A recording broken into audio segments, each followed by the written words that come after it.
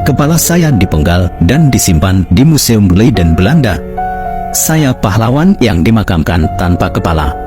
Saya adalah panglima perang legendaris dalam Perang Banjar di Kalimantan Selatan. Saya berjuang bersama Pangeran Antasari dalam perlawanan melawan penjajah Belanda. Saya lahir pada tahun 1832 di Barabai dengan nama asli Idris. Saya diberi gelar Demang karena jasa-jasa saya terhadap Kesultanan Banjar dalam memimpin perang.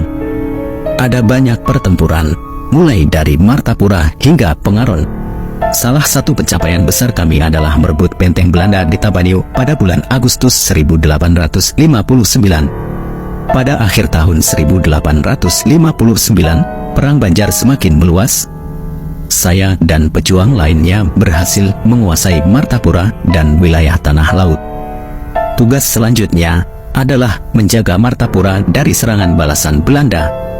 Bersama pasukan rakyat Banjar, kami bahu-membahu untuk melakukan perlawanan terhadap penjajah. Martapura seringkali berpindah tangan antara kami dan pasukan Belanda. Pertempuran besar pun terjadi di benteng-benteng Belanda dan konflik paling sengit terjadi di Sungai Barito antara pejuang Banjar dengan kapal-kapal Belanda. Saya adalah sosok yang sangat disegani oleh rakyat Banjar. Persekutuan kami dengan pejuang Dayak memberi kami kekuatan tambahan dalam pertempuran gerilya.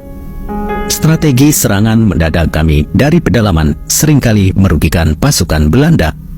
Di Kandangan, akhir tahun 1859, kami sepakat untuk terus berjuang sampai titik darah penghabisan. Belanda kemudian mendirikan benteng-benteng di daerah-daerah yang telah mereka kuasai, dan itu membuat kami semakin geram. Terutama ketika mereka mendirikan benteng di Kandangan yang saat itu berada dalam kuasa kami. Pertempuran sengit tak terhindarkan, saya bersama rekan-rekan pejuang melawan mati-matian untuk mempertahankan tanah air kami. Pada akhir tahun 1859, Pangeran Hidayatullah dan saya berhasil memimpin perlawanan yang kuat melawan pasukan Belanda di Barabai. Kuatnya perlawanan kami membuat Belanda akhirnya melakukan sayembara. Kepala kami dihargai sebesar 20.000 gulden. Bahkan upaya perundingan pun selalu kami tolak. Kami tahu bahwa perundingan adalah tipu daya Belanda untuk menangkap kami. Belanda bahkan memanfaatkan seorang pribumi bernama Haji Isa untuk mencoba mempengaruhi kami agar berhenti berperang. Namun, kami menolak semua perundingan dan tetap bersikeras untuk melanjutkan perjuangan. Akhirnya Pangeran Hidayatullah bersama pengikutnya pun berhasil dijebak dengan pengepungan ketika perjanjian kesepakatan tengah berlangsung. Surat perjanjian menyerah pun dengan terpaksa ditandatangani pada 31 Januari 1862.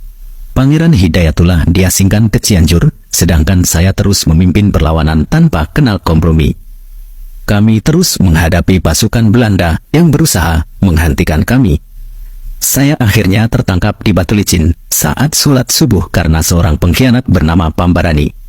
Pada tanggal 27 Februari 1864, saya dihukum gantung di Martapura. Walaupun demikian, saya tidak pernah menutup mata selama proses hukuman. Wajah saya mencerminkan ketabahan dan keberanian dalam menghadapi akhir hidup saya.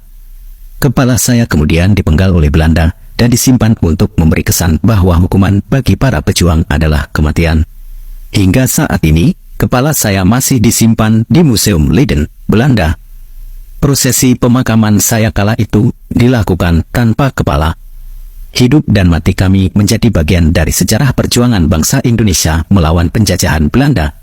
Kami akan selalu menjadi bagian dari sejarah bangsa yang berjuang untuk kemerdekaan dan martabatnya.